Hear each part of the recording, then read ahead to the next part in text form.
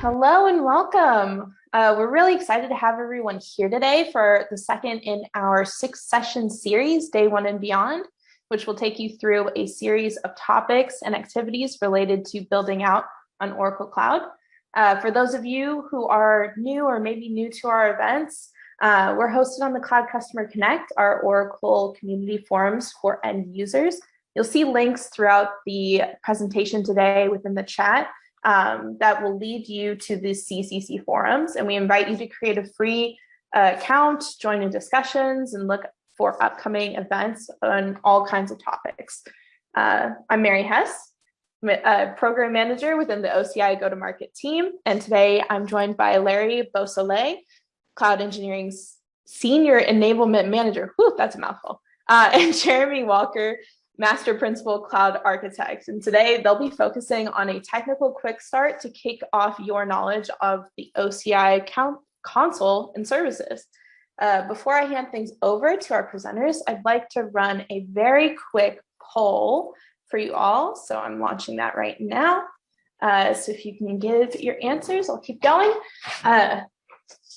We like to, within these OCI series, for both the fundamental series and our weekly Thursday deep dives, we like to get your feedback on what you'd like to see. These sessions are designed with you, our users, in mind, so please take a moment to share your thoughts on what topics interest you the most.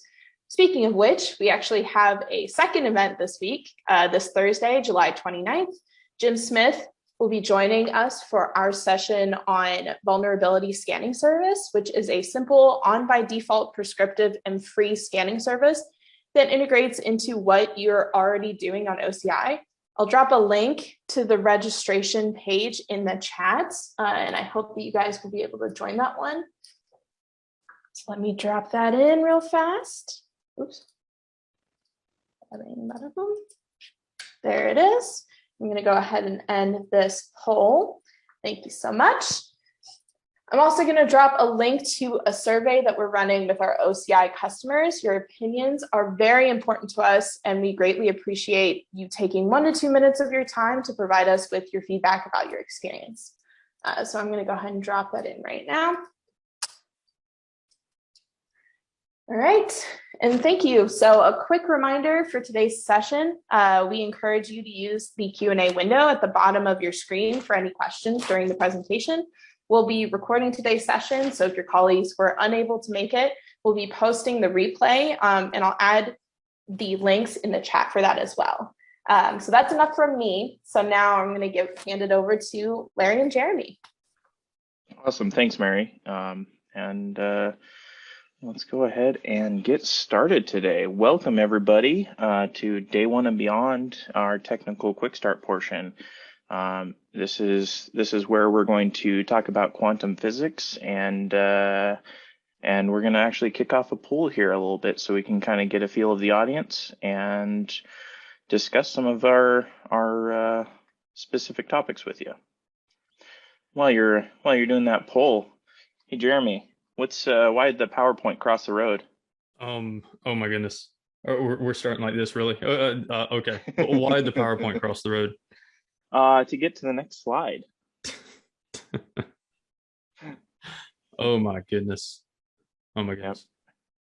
That really wakes you up in the morning, doesn't it? It does. Yeah. We're up, we're ready to go. Awesome. Yeah, and it looks like we've got a lot of people just looking at the poll who have seen have some familiarity with the cloud. Looks like we have kind of across the spectrum, which is good to hear and good to see. Yeah.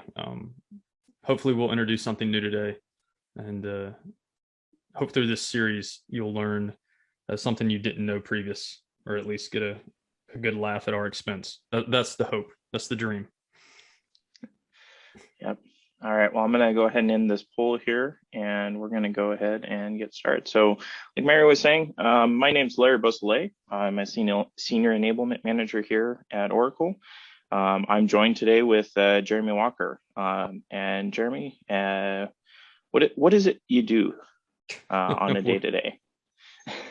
Yeah, that's a good question. Sometimes I ask myself the same thing. Yeah, my role here at Oracle is to make sure that all of our customers are not just aware but comfortable with the offerings within OCI, the services and the possibilities that they can achieve within OCI, kind of establishing that art of the possible.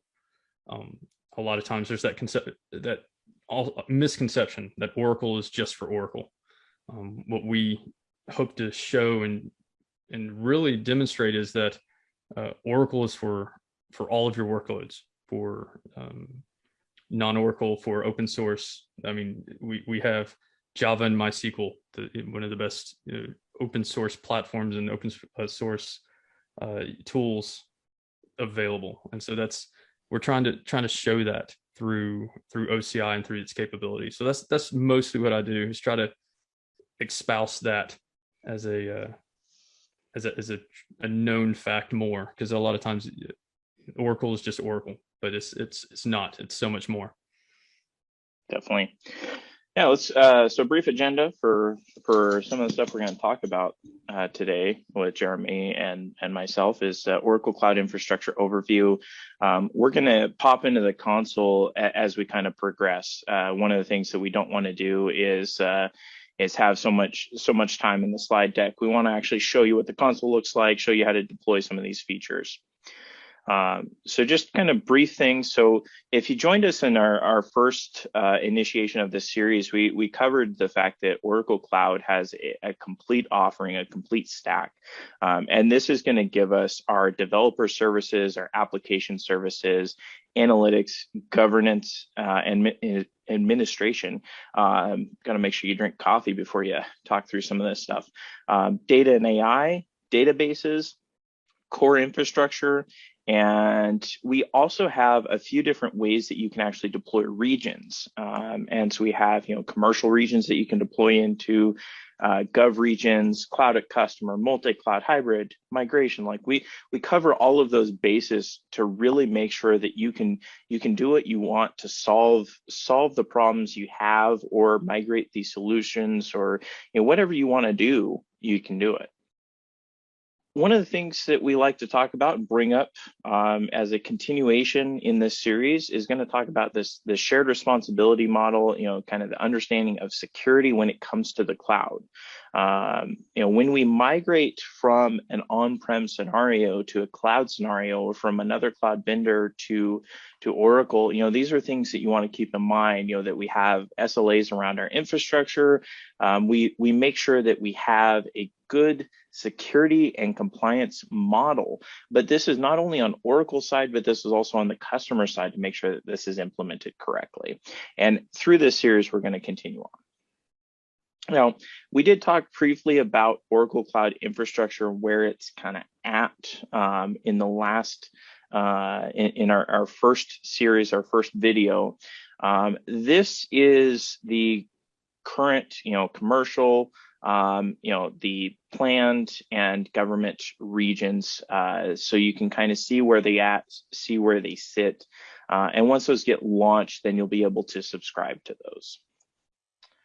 All right, let's dive into the technical portion.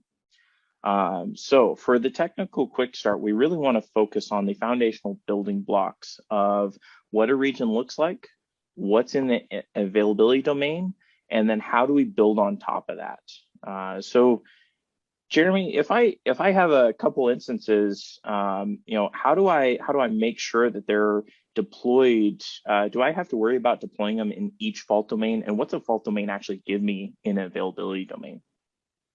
Yeah, so fault domains, as you can think about them, are sections or divided segments of the hardware of the data center that are separated by power, separated by different network connections, redundant connections between the services, between buildings, between power, all those things, so that you can have within the same availability domain, you can have resources spread across those fault domains. So if there is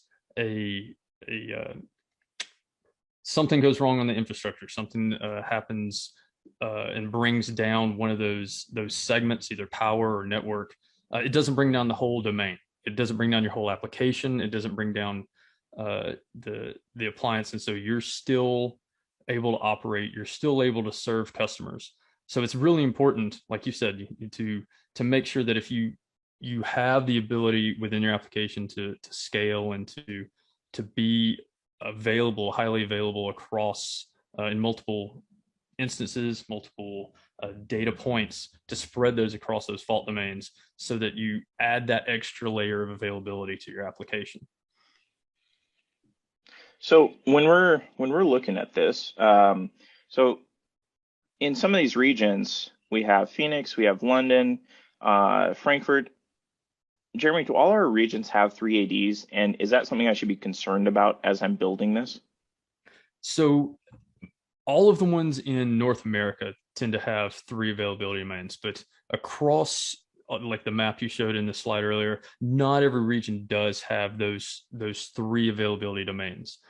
So it is something you need to be aware of as you spread out your application and your environments, to be aware that if you have that requirement for high availability, that if you are operating in one of those domains that only has 1 or 2, or one of those regions that only has 1 or 2 availability domains, that you're taking advantage of the fault domain construct, as well as a multi-region approach, which is something we're going to go into in more depth in a network segment in a couple of weeks, and we're going to go deeper into the importance of that.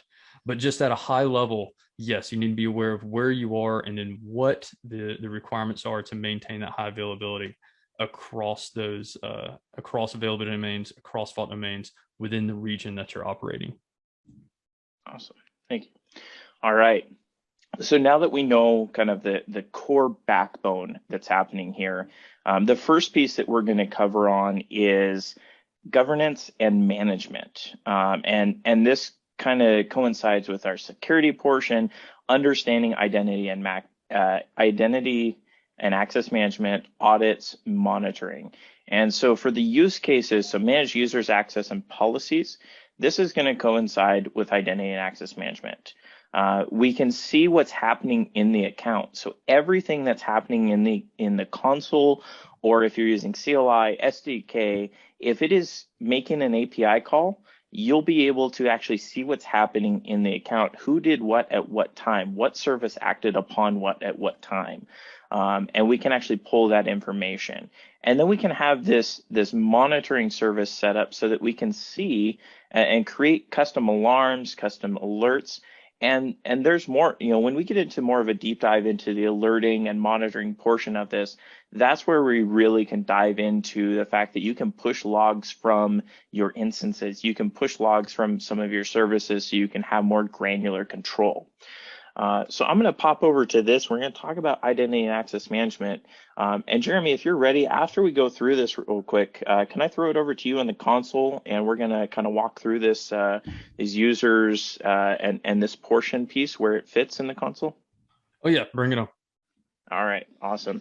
So we have our identity and access management, and this is something that if you worked with any sort of policy builder, I mean, identity and access management is very similar across the board. The biggest thing that I would say is nice about how we set up our policies and very beneficial and easy is the fact that it is allow group to do X. I don't have to get into understanding JSON. I don't have to get into understanding very complex items. All I have to know is, do I want this group to be able to do something? And so I can say, allow group Phoenix Network admins to manage all resources in compartment Phoenix Network. And we'll talk about what a compartment is in the next slide, and we'll go through that in the console as well. What we're going to find in identity and access management is what's called a principal. And a principal is basically, either a user or instances. It's the top piece before we actually drive down into our groups. And then we have a collection of users is going to be a group. And then a dynamic group is specifically for instances or services that we want to act upon something. Along with this setup here, where we have our users and instances defined, we actually have what's called a compartment. And like I said, we'll get into it a little bit more, but briefly, a compartment is a group of resources. So with that said, I'm going to stop sharing. And Jeremy, if you don't mind sharing the console, and let's take a look at what that looks like in the console. Sure thing. Let's see if I share the right window. All right, yeah. So here I am in the console. Hopefully this looks familiar to some of you. If it's not, this is what kind of that main front end of the OCI console looks like when you first log in. And what I'm going to do is just to go over what we just talked about. I'm going to go into the identity and security piece and look at the first thing is the users, what you mentioned, the principals. So here's a list of principals that are in my my tenancy within that can access this account, access this tenancy, that I can assign policies or permissions to. The easiest way to do this is to organize all of these users and not have to assign permissions and policies to individual users, is to create groups and then place those users into groups as they're created, and so you can manage them kind of with a broader stroke. How this fits together in the whole scheme that Larry just mentioned on allow this group, this principal, to work within this construct is, like he mentioned, these policies, and we can look at one of these. And like you said, it's not a huge JSON document that requires a lot of painstaking going through line by line. This particular policy allows this group that I have, this CTO group, to manage all resources in a compartment, this CTO demo compartment. And so if anyone is in this group, CTO group, they can manage the resources within this compartment. And again, you can make this much more specific. That would be the best practices approach. I trust all these guys and gals, so this is definitely not best practice for a production environment, but you're allowing this group of people this action on these resources in a compartment.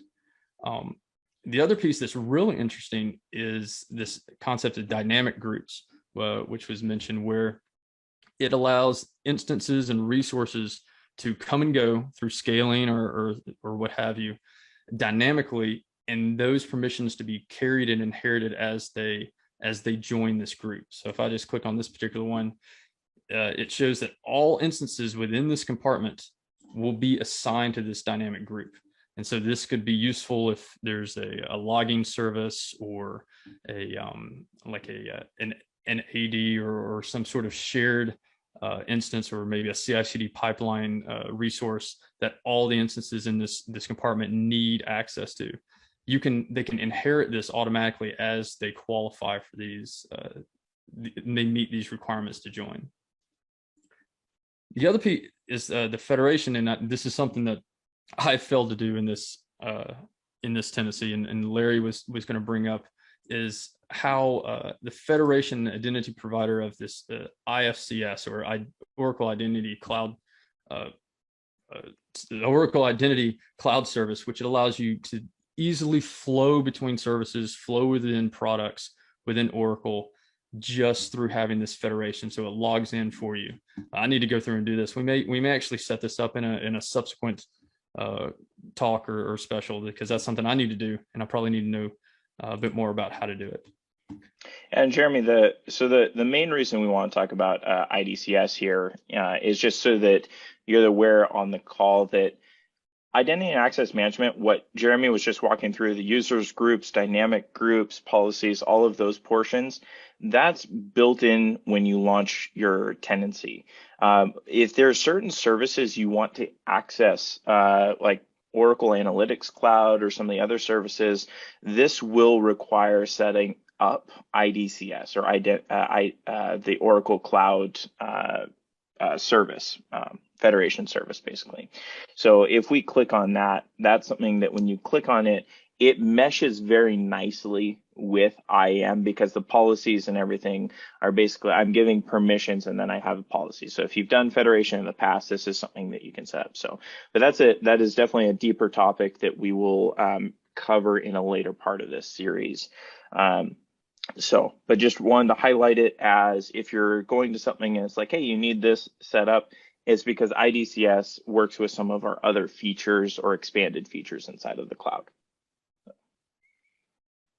Yeah, good deal. I definitely need to finish this and get this set up. But yeah, I touched on that in users. Was there anything else we wanted to look at before we took the next step? I want to make sure we covered everything.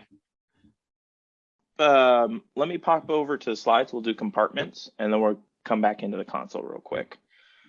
We'll answer. There's one question in the Q&A about logs and that. So we'll towards the end of it, let's pull that up. So we're going to pull up the log location for you. All right. So compartments. So I'm going to go through a little piece of this, and Jeremy, just feel free to add any items that I'm missing here. But really, the goal of a compartment is to have your resources, or have a collection of resources in logical isolation, so that I can have policies added onto those compartments.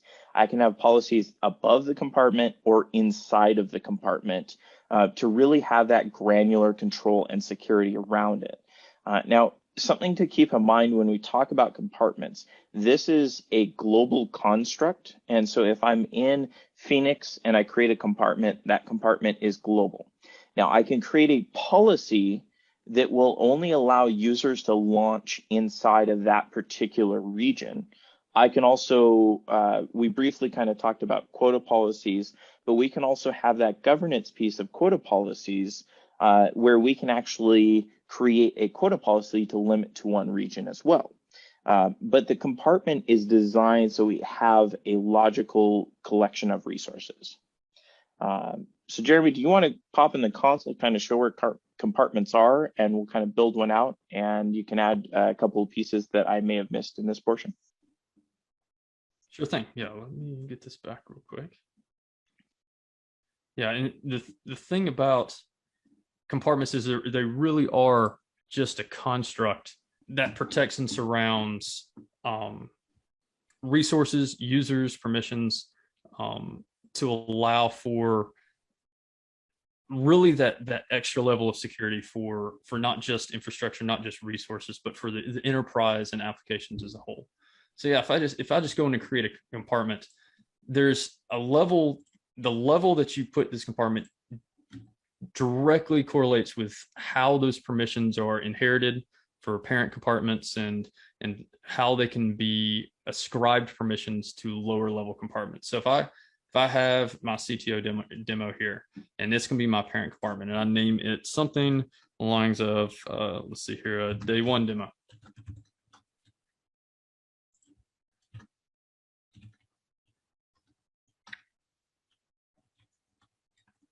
Spelling is not my forte. So if I create this compartment, so it's going to fall in line directly under this CTO demo compartment. And so if I were to go in, let's see, and see, I have these child compartments. So if I being allowed permissions to the CTO demo compartment, I can ascribe permissions down to the day one demo. I can also limit permissions to resources within the child compartments, and those permissions are not going to send up. So you can create hierarchies of permissions for teams, create hierarchy of permissions across applications, so that you can very specifically create instances, create databases, create even policies, and even those groups that we mentioned around users that can specifically reach resources within those compartments. So if you have, for example, an operations team that needs access to logging and to maybe to do administrative work on instances in a certain compartment, you can ascribe those permissions across lower level compartments so that they can't ascend to, they can't get out of their scope. That's a lot of concern around too much permissions allowed. This is something that's very unique within OCI to say, we're going to wrap a perimeter around resources that restricts within, that can, you draw your dotted line around anything you want to make sure that only the least privilege is allowed for any individual or any application as far as permissions and access. Jeremy, how many child compartments can I have? That's a good question. There's definitely an answer to that. I don't know the answer to that. Let's see. I know you can have at least 4 because I've had those, but I don't know right off. Let's create a couple more and see what's happening there. No, let's go. This would be child 1, 2, fucking child 3. And we do have an answer from the audience. So let's nice. see. Thank you for sharing that. So we can go 6 levels deep Awesome. with our child compartments. So that's something to keep in mind. Is there are some, I wouldn't say limitations, but this is something that you can only go so deep with the child compartments. So a lot of times, how we structure the compartment and kind of a best practice in this scenario is we're going to have a parent compartment for a project where we have cost tracking, tags, governance, policies, all of that set up. And then we may go into that compartment and we have a dev test and prod set up for those compartments. So that's something that is very beneficial to organize where resources sit and then give permissions to certain levels of resources. And then if we're in a specific compartment, so Jeremy, do you mind hopping back over to identity and access management now that we have a couple of compartments created here?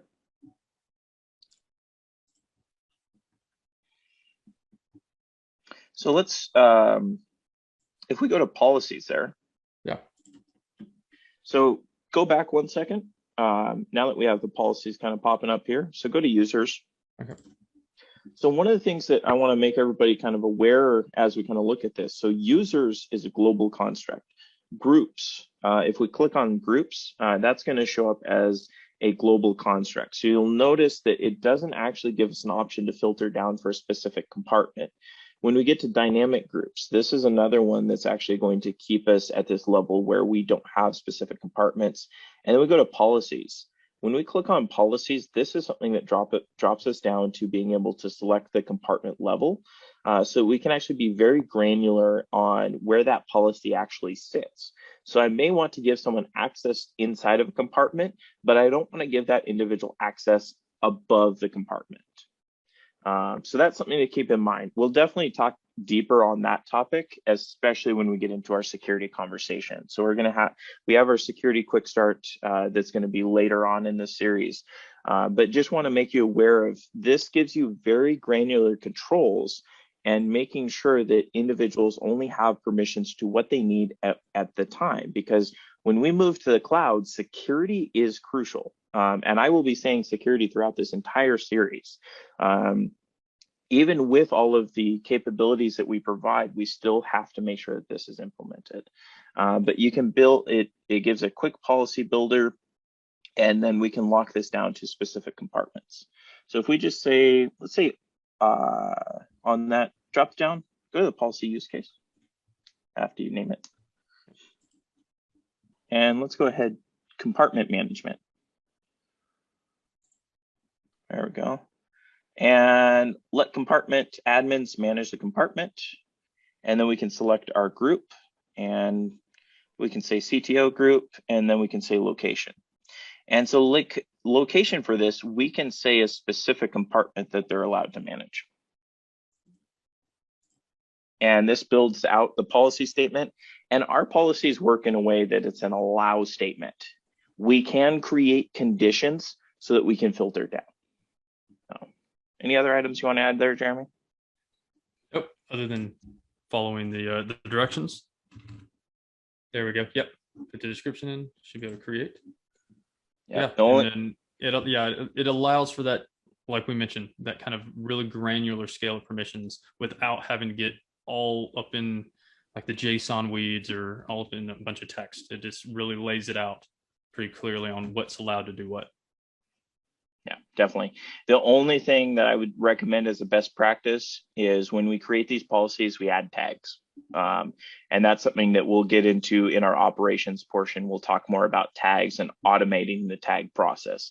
Because Jeremy, I don't know about you, but I mean, I'm a lazy sysadmin, and not in the sense that I don't want to work, in the sense that if I have to do it more than once, I'm going to automate it. Yep. So for a task that takes me 2 minutes, I'm going to spend an hour automating it. So that way I don't have to do it again. Exactly. And that's something. Tags are a huge, oft overlooked tool that even in that what was the example? The dynamic groups example. You can assign based on tags. And so if you tag your instance as well, then they can you don't have to go through and meticulously grant permissions. It's all done automatically. So it's much easier. Definitely. All right, I'm going to go ahead and take back sharing here and pop into our slide deck again so we can continue on this amazing journey we got going here. All right, let's get into networking here. All right, Jeremy, I'm going to hit you with another one. Oh boy. So I once told a UDP joke, but not everybody got it, and they didn't care.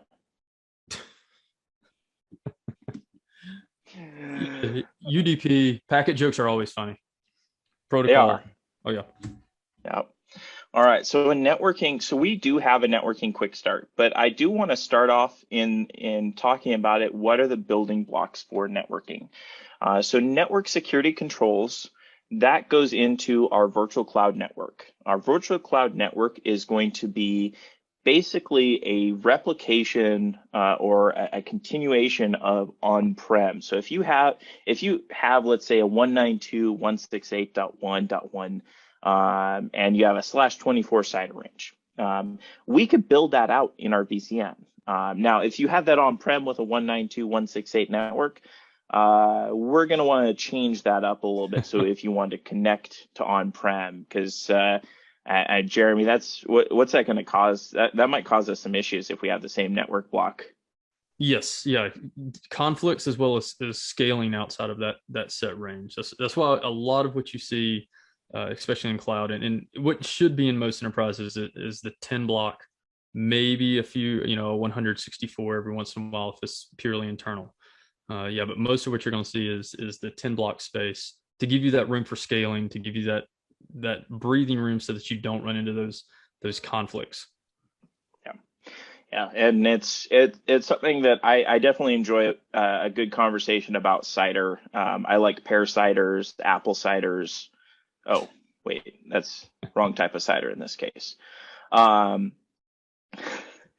So now the other security controls we have here is network security groups. And network security groups are going to protect at the resource level. So at the, and like I said, we'll get into this more in our network talk, but just want to start on the conversation. I'm going to have Jeremy show on the console real quick, like where these pieces are. And then we have our security list. And we have our VCN, which is a collection of subnets that we built out from a CIDR range. Then we have a network security group that's just going to protect the compute resource that we're going to launch here in a minute or two. And then we have our security list, which protects at the subnet level. Now, when we get outside and start building out our application, let's say this is an application that is internet facing, and we have to consider layer 7 in this case. So, Jeremy, what's an example of layer 7 traffic that we would need to consider? So yeah, so if you have an application, for example, that is routed based on either the posting through like your URL. Sorry, that was harder to say, and I thought it was going to be your URL mapping or parameters, or something to do with posting or gets of data in that header. So that's something that you'd want to intercept and route based on layer 7. So that kind of application top level URL pathing. Yeah, awesome. So we have web application firewall to help protect against that. And then the final one here is, I don't know if anybody's ever experienced this. I have been part of a couple situations where a customer that I was working with was experiencing a DDoS attack, and those are not fun to deal with. But what we provide on Oracle Cloud is we provide DDoS protection built into it to help mitigate that and help solve that problem, because it's not a fun experience if you've ever had to deal with that on-prem, trying to scale out to defend against it, or try and block that off. But it's something that is built in, and we have other tools that kind of help with these scenarios. So there are more that when we get into the networking that really help from a security standpoint, from a scaling standpoint, and how we actually connect into the cloud.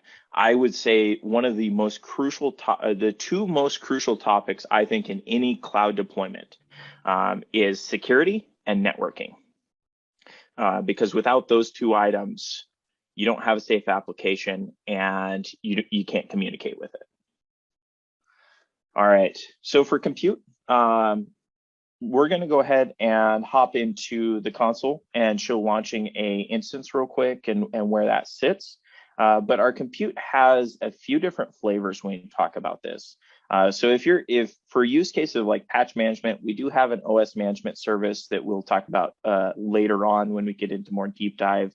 From a workload isolation perspective, we have a few flavors of deployment for compute. So we have bare metal, which is going to give you full access to the host. So you can deploy your own hypervisor, you can deploy your own, direct to the host OS, and it's the same API calls as if we're going to launch a VM.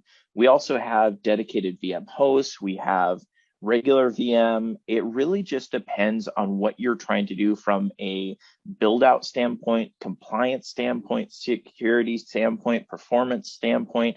There's a lot of things that just kind of come into play. Now, one of the highlights that I want to bring up here is an OCPU. Jeremy, do you mind when we go into the console kind of talking briefly about what an OCPU is? I'm going to hand it over to you. Oh yeah, let's take a look. There you go. So the familiar front page of the OCI console. If we go into compute and we're clicking through this, I've kind of got that feeling in my stomach where I'll just go ahead and say this in practicality, as far as when you're doing it at scale, is all going to be done either through automation or through some sort of script and repeatable process. So, and I definitely want to deep dive on that in another conversation. Can't go into it right now, but just know that this is just for demonstration purposes. But as we create an instance, and I'm going to create it in this in my day one demo compartment, and go through and select this shape. And so when we see this shape and we look at the virtual machine is going to have one core OCPU with 16 gigs of memory and a gigabit network bandwidth. When we see that OCPU, something that is different and very special about OCI's concept of a CPU is it's actually dual threads. You have two threads that are assigned per CPU. So when you have one core equals, you still have multi-threading. With a lot of the vCPU, the virtual CPUs that you see with other providers, it's a single thread that's allocated to that VM. We have multiple threads going per CPU core that you have assigned to your the shape that you decide on ultimately. And I'm actually going to go ahead and create one of these in this, and then we can walk through what helps me get to it. I'm going to choose Oracle Linux, and then with the shape, you have these options. Larry mentioned bare metal, so you actually get that physical machine. My boss would yell at me if I allocated a customer's provisioned bare metal machine, take that out of the pool. So I'm going to go virtual machine. I'm going to click. I'm going to go off, go tilt here, and use the ARM-based processor, which something I'd love again to deep dive on a bit, but it provides better performance at a much lower cost on the ARM platform.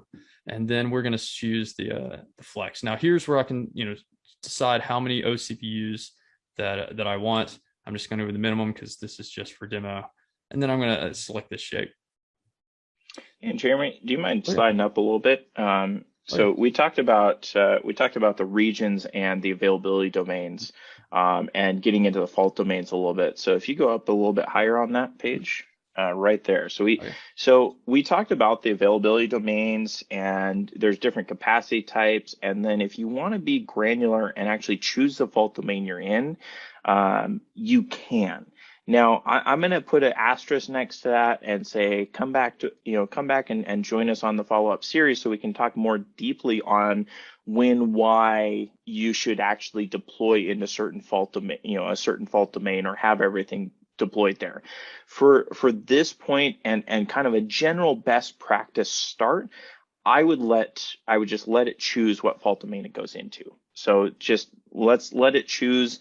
The one thing that I would say from a placement group, when we get into storage and those components, we do want to be concerned about our AD that we actually deploy into when we're connecting to our block storage or some of our local storage.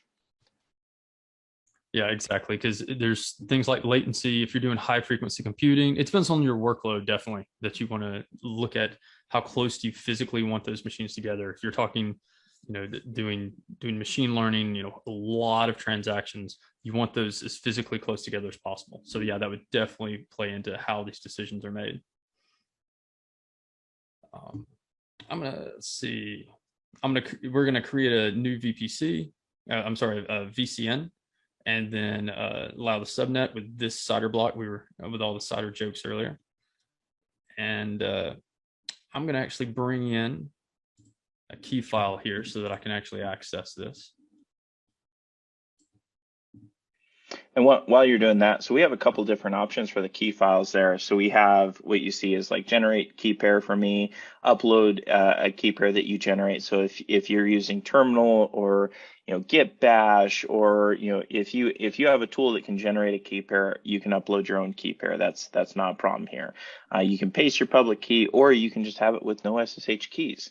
And in later on, when we talk about operations and kind of some of that, you don't always have to have an SSH key pair assigned to an instance. I'll just, I'll be honest in that case. Like it's something that when you start scaling out, you don't want, if you have 1,000 instances that you're managing, you're not going to log into each individual instance. So there's certain things that when you start getting into this cloud mindset of, if there's something wrong with the application on that resource, terminate it, bring up a new one. And we can get into that when we get into operations. Let's see if I can. There we go. All right. And then you can specify the volume, the type of encryption as well. And I'm just going to create this. And one of the things to note with the encryption piece there, so it says use in-transit encryption, encrypt the volume. So it's basically encrypted by default, and it's one of those times where I like to say you have any option you want as long as it's customer or Oracle managed keys. It's going to be encrypted, and that's just kind of a security peace of mind in this case. And we'll talk about the vault service later on. Yeah, and what this did when I created it, I told it to go ahead and create me a VCN or a subnet, and by default, and this is something we wanted, kind of goes back to you want to do this through a repeatable automated process. By default, this subnet's public so that I can get access to it. I'll look over at the security settings for access as well, and you'll notice that the defaults allow this access so that I can most easily get to it. You want to go in and override these defaults with your security requirements. As before, again, this is fine for demo and sandbox and testing, but in production, you really want to take over and assign those permissions to only those that need them. Yeah, and so you'll see that there's a public IP address on this one. When we get into our network topic, we'll touch on that a little bit more, but we can define it so the subnet is a private subnet, and it will not allow you to assign a public IP address to that resource. Or if the private versus public subnets. We'll get into that journey. So there's ways that we can make sure that this is protected, and just keep in mind that this is something that we're talking about this from a manual process perspective at this point, to really show you what the building blocks are. So we have our resource created. One of the things we have here, we have an OCID, an Oracle ID. Every resource you launch is going to have one of those, and we can use that for searching. We have our Oracle Cloud Agents that we can, turn on for compute, and we have tags, of course, that we can add. I'm going to jump over here real quick, see if we can actually get to it. Let's do this a live. Let's see, let me switch over here. All right, so from my sheet, let's see if I could see here, and it was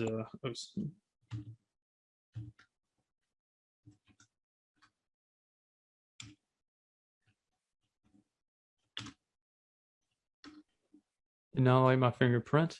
Oh wait, I think I know why. Because I typed the username incorrectly. There you go. And that can happen. I've done that before. There we go. That's much better. We're in the instance. Yeah, and then you'll see this is the private IP that I'm here on the instance in my my VCN matches this IP that was assigned. So yeah, and so now I can do cloud stuff. Yep. And one of the nice things is before we even get into like tools we can install, when we actually launch the compute resource, we can do we can do a lot more with it. We can pre-configure that resource, so we're not doing a manual process here. So this is something that we've launched this, we're in it, and then we have a boot volume. If you want to show that on the left-hand side there, we'll quickly get into a little bit of storage here. So we have our boot volume that's attached. And then we can attach block volumes if they're created in the same AD. Now, our storage options here, these are, think of them as essentially network attached. So these are going to be replicated, but just because something's replicated does not mean that you get away from doing backups. You still need to have backups. You still need to have that process implemented. It's the rule of three. If I have one, I have none. If I have two, I have one. If I have three, I have two. And so we want to make sure that we have 3 levels of redundancy in our data so that we, and that's getting into, RTO and other fun topics here. So, but Go ahead, Jeremy. No, yeah, I was just going to say, and all of those things can be automated through through OCI. So the automated backups, you can clone and replicate across regions. All of those things can be set and forget within the console or through the API. All right. Well, we got a couple of questions here, Jeremy, and if you don't mind pulling up the console again to kind of point a couple of these out real quick. If anyone else has any questions, please drop them in the Q&A. Now is the point of the show where please ask questions. All right, so let's. Can you bring up the log portion? So we're looking for the log side of it where API calls are tracked that we talked about. So if you go to audit real quick. Let's see that. It should be go to the navigation on the left there. There. Yeah, and we'll go ahead and it should be under governance and administration or observability and management. I always forget where they move it to. Yeah, they always. There we go. Security logging. There we go. Yep. Search bar saves me all the time. All right, so yeah. Oh yeah. Yeah, so this is, if we go to audits, this is going to show you where all the logs are, and we can filter this down. And you'll notice on the left-hand side, it's compartment level. So we'll briefly show you this. This is something that we'll get into a little bit later, deeper topics when we start talking about tagging and more of the operations side of the house. So, all right, so got those, and then. Final one, Is it possible to see how many threads are assigned to a compute resource? So the thread would be something that you'd have to see at the OS level. This is something for OCPUs. You get one, for every one core, you get 2 threads. So if we go back to compute again, Jeremy, and let's go ahead and create another instance there. So just click on that create, and then scroll down to the shape and click on that shape. So right here, so you'll see this has, a number of OCPUs. When you slide this over, if we slide it from 1 to, let's say, 5, 6, 7, 10. So if we go to 10, we would have 20 threads for that. And that's something that you can, when you log into the actual OS, you can actually see that. If you're still SSH, do you? I don't remember off the top of my head, Jeremy, but do you remember the command inside of Linux to actually show the threads? Let's see. I know a search engine that does. Yep, and that's always. I don't remember all of the CIDR notations, but I know that the internet does, and I can find it. We'll pop in and show that real quick.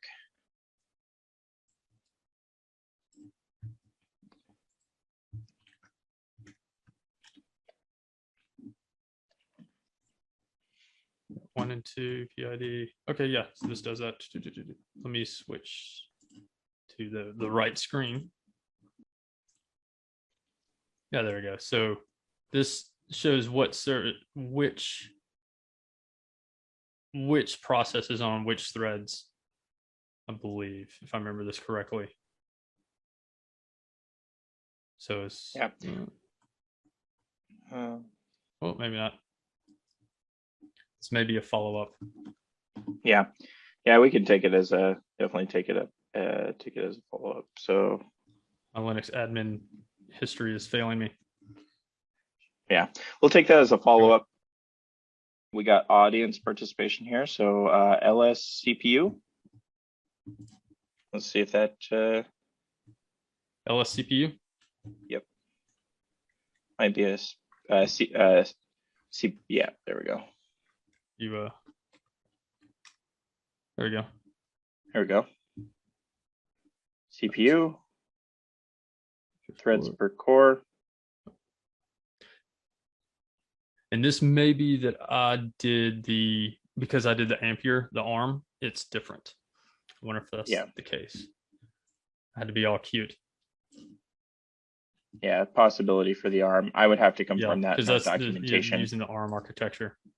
Yeah, but it's supposed to show 2 threads. Yeah.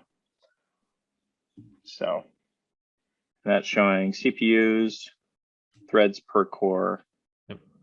Yeah, so we can that'll be the start of our next one. We'll demo this real quick with an Intel based or one of the other ones to show this where it has the 2 threads, and we'll confirm those details and get those sent out to you. But this is for this particular architecture that we'll have to confirm it. But thank you for that question. We are, let me see, there's another question that popped up. Potentially, yeah. So it potentially depends on the CPU architecture. I will have to confirm that and get back to you. I have to dive deeper into our documentation. For like the Intel based, that's something that will show 2 cores. But as you can see here, you can test it really quickly with this LS CPU and confirm what you're actually getting there. So if there's any questions on that, feel free to let us know. All right. At this point, I'm going to hand it back to Mary Hess to finish us out for today. Thank you all for joining us. And Mary, over to you. All right. Thanks so much. All right. So we greatly appreciate your time, and a special thank you for Larry and Jeremy for the presentation. It was really awesome to sit back and watch because I didn't have to do anything. I got to watch just like you guys did. We have one final poll up for you guys right now. And if you have any questions afterwards, please feel free to join us on the OCI forum and continue this discussions there. I put it in the chat. There are a lot of links in there for you guys. There's a ... within the chat, and you can save the chat. I do it pretty often. So you can save all the links and save them for later, or if you want to just open them real fast, feel free to do so. But we hope to see you guys next time. And thanks again. So I'll let that run for a few more seconds as folks can drop off at any point. So sweet. Thanks, y'all. And have a great rest of your day.